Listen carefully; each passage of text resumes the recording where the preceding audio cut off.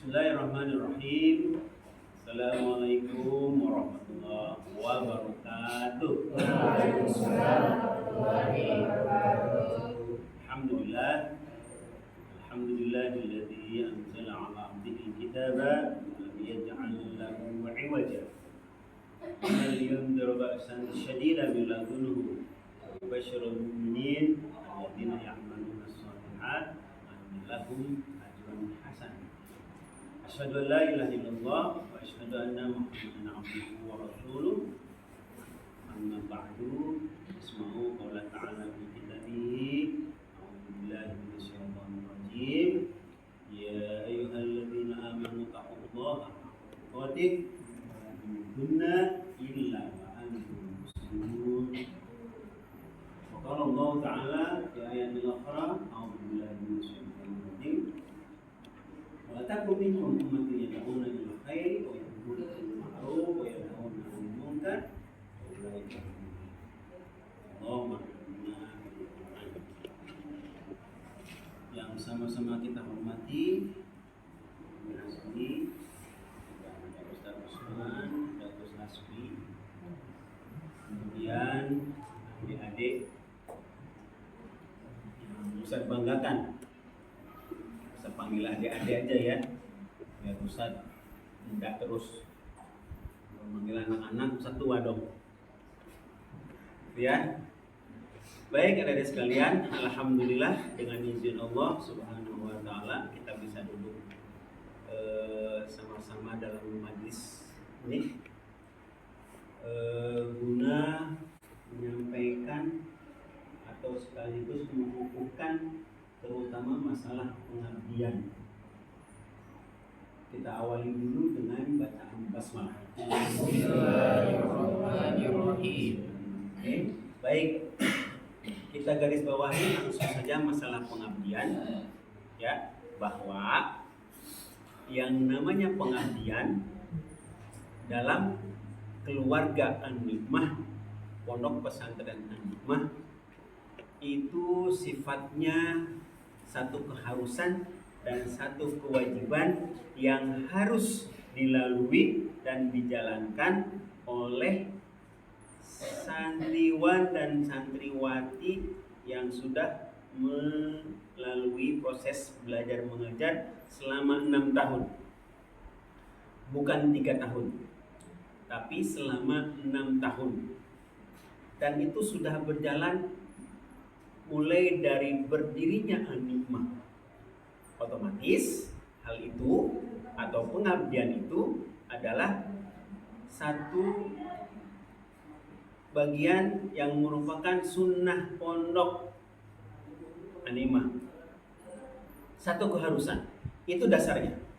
Bahwa santriwan dan santriwati yang sudah tamat kelas 6 atau kelas 12 dari An-Nikmah harus melalui proses pengabdian minimal selama 1 tahun. Ini dulu disepakati bahwa pengabdian itu adalah satu keharusan, satu kewajiban yang harus dilalui oleh santriwan dan santriwati alumni yang sudah melalui proses belajar 6 tahun. Ini dulu disepakati. Sudah? Nanti kalau gini itu nanti kita bahas nanti. Karena namanya perjalanan hidup pasti ada proses perubahan. Ada pergantian. Tapi yang jelas dasar itu dulu kita sepakati. Oke? Baik. Untuk pengabdian kita sudah menjalankan beberapa tahun sesuai dengan umur Pondok Pesantren An-Nikmah. Begitu juga sudah kita melepas alumni-alumni untuk menjalani pengabdian baik di masyarakat, di sekolah-sekolah, ya, lembaga pendidikan ataupun di tempat kita sendiri. Maka untuk alumni tahun ini juga 2022-2023 ya. Ya, antum yang sebanyak berapa orang? Berapa orang kalian? 50? 48 orang. Ini dasarnya wajib mengabdi. Kalau tidak melalui proses itu, maka ada konsekuensi yang akan antum terima. Salah satunya mungkin ijazah tidak dibagikan dulu, kan gitu. Karena pengabdian adalah syarat terakhir dari bisa mendapatkannya ijazah tanda kalian lulus di Animah 6 tahun. Setelah melalui proses-proses syarat-syarat yang sedang antum lalui sekarang ini dan yang sudah, seperti khutbah mimbariyah, amaliyah tadris, tahfidz, fardu kifayah, kemudian bahas, ya, yang sekarang sedang dilalui dan sebentar lagi harus selesai. Kemudian seminggu ke depan antum juga ada khotbah bahasa Inggris. Nah, nanti persyaratan terakhir untuk mendapatkan ijazah itu ya pengabdian, ya. Jadi itu, oke, sepakat. Jadi yang namanya pengabdian satu keharusan. Untuk bagaimana nanti kita bahas. Sekarang alangkah baiknya Ustadz memberikan dulu manfaat daripada pengabdian. Apa sih? Ngapain sih harus ngabdi-ngabdi segala? Kan gitu. Udah kuliah aja langsung selesai. Ya, ngapain harus ngabdi-ngabdi segala? Itulah identitas kita. Itulah Animah. Itulah ciri khas Animah. Harus ada pengabdian. Kan gitu. Kalau tidak ada berarti bukan Animah dong. Ya, bisa dipahami ya. Maka perlu antum ketahui bahwa ada beberapa manfaat daripada kita terjunkan kalian ke masyarakat maupun ke lembaga pendidikan atau bahkan di sini sendiri. Ya, yang pertama, memberi dampak positif bagi masyarakat.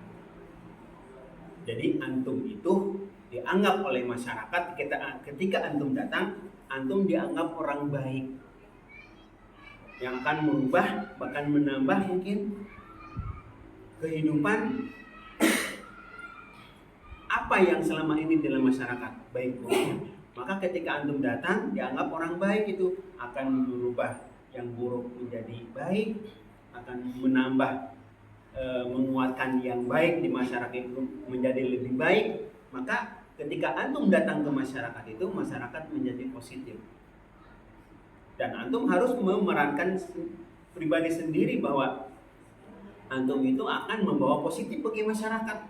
Kalau antum dimasukkan ke masyarakat, diterima ke masyarakat, akan tapi malah membawa dampak negatif bagi masyarakat itu sendiri, berarti antum sebagai racun dong. Ya enggak?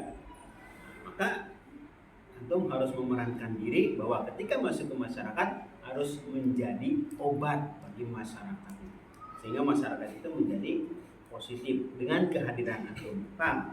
Yang kedua, memperbanyak relasi. Jelas antum di masyarakat tidak seperti antum di pondok. Di masyarakat banyak relasi, banyak kawan, banyak kenalan. Betul nggak? Antum punya ide ini, antum punya relasi, maka ide yang dipunyai oleh antum itu bisa antum luaskan, antum perluas, antum perkembangkan gitu dengan relasi-relasi yang sudah antum dapat di masyarakat. Oke, yang jelas banyak teman, banyak kenalan, banyak relasi untuk meningkatkan kemampuan kalian. Betul? Ya.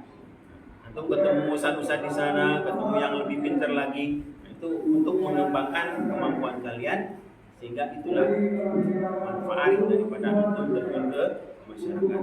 Dan berikutnya, meningkatkan soft skill dalam berkomunikasi, ya, meningkatkan gaya atau kemampuan antum berkomunikasi. Yang tadinya antum di pondok diam, tak pernah ngomong, kalau sudah di masyarakat, di lembaga pendidikan, mau tidak mau harus pandai bicara dan harus pandai memulai pembicaraan, begitu. Ya, Kalau antum diem, julid di masyarakat di tempat yang baru, gimana orang mau suka sama kita? Gimana orang mau suka sama antum? Antum diem, nunggu aja orang bicara. Tapi bagaimanapun, dengar baik-baik. Antum harus pandai yang pertama kali membuka pembicaraan. Jangan tunggu orang lain. Ya, dimanapun kamu tinggal, dimanapun kamu ditugaskan, mau di masyarakat, di lembaga pendidikan, dimanapun, harus antum yang membuka pertama kali pembicaraan sama orang lain.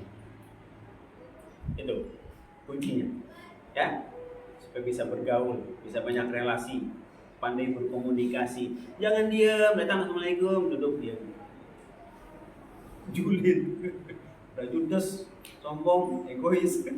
Jangan. Antum harus memulai pembicaraan. Jangan orang lain. Catat tuh. Catat di sini.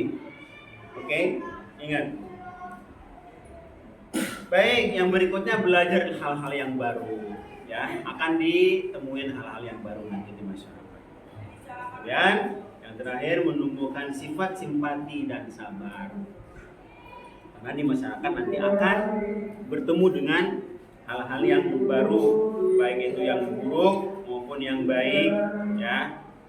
Yang baik bagaimana antum mensikapi, yang buruk bagaimana mensikapi. Yang jelas simpati kepada apapun yang antum lihat, apapun yang antum temuin, empati, simpati. Nah, dalam berbuat itu maka ditumbuhkan satu kesabaran. Baik, paham tuh? Bisa dipahami. Nah, beberapa manfaat pengabdian. Jadi dari manfaat itu aja itu sudah besar manfaatnya bagi diri kita maupun bagi orang lain, ya. Itu yang manfaat-manfaat itu yang memperkuat kepada kita, kami lembaga Anima, bahwa pengabdian bagi santriwan dan santriwati yang sudah melewati 6 tahun di sini itu wajib, dan itu akan membentuk karakter kalian. Sekali lagi wajib. Oke, paham? Pahami ya? Baik. Kemudian Ustaz tadi bilang bahwa seperti biasa tahun-tahun lalu ada yang ditugaskan di luar, ada yang ditugaskan di dalam sendiri, dan ada yang harus mencari sendiri, ya. Mencari sendiri dalam artian seperti ini. Antum kalau misalkan di rumah antum, di samping rumah antum ada lembaga pendidikan atau TPA atau apa SD.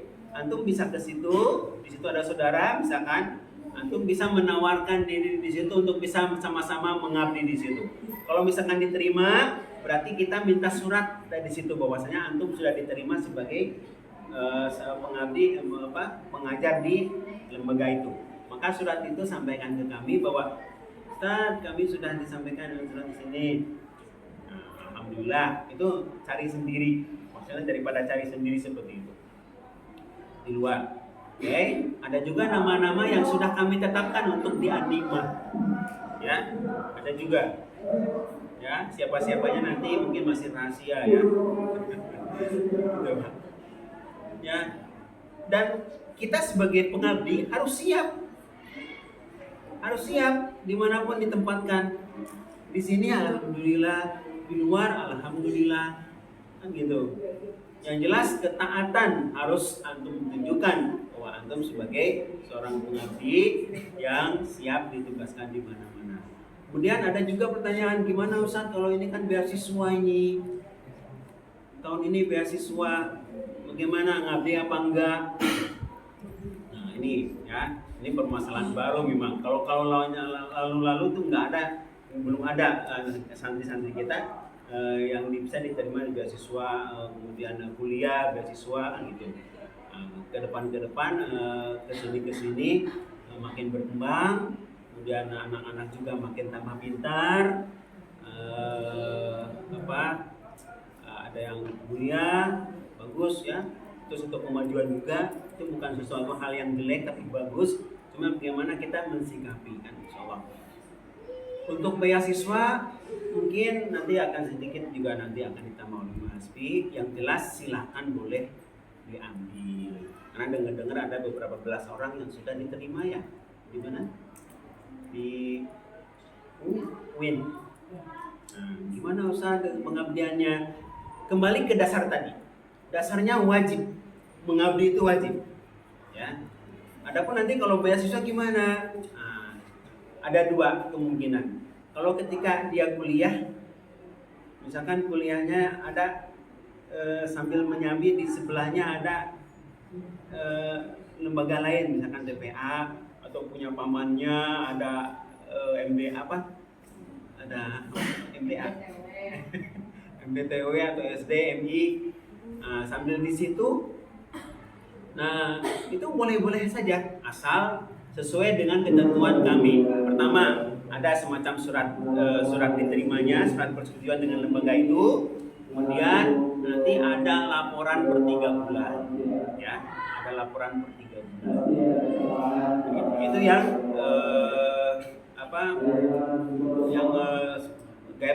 gaya pertama. Gaya yang kedua, mungkin silahkan selesaikan beasiswa dulu. Habis beasiswa, baru dia mengabdi selama 1 tahun.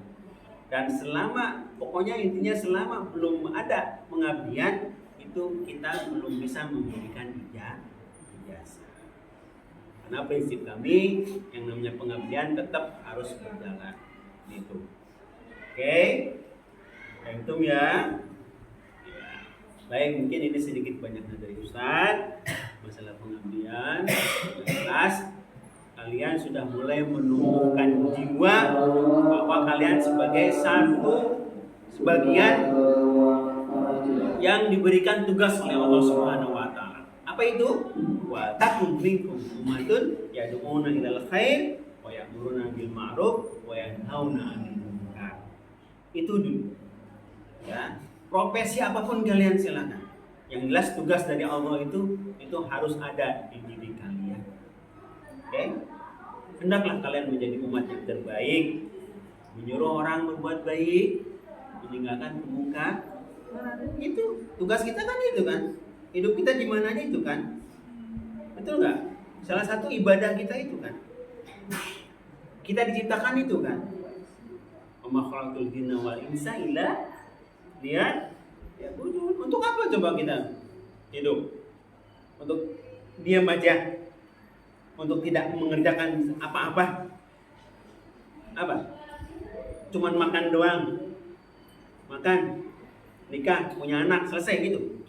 Tidak kan? Tapi tugas utama antum itu adalah apa? Tugas utama kita itu adalah apa? Menjadi umat terbaik. Betul kan? Betul. Maka itu kami menegaskan pengabdian itu harus ada. Paham tuh ya? Baik, ini dari Ustaz. Lebih mohon maaf. Mungkin bisa dilanjutkan oleh Asmi. Silakan. Assalamualaikum warahmatullahi wabarakatuh.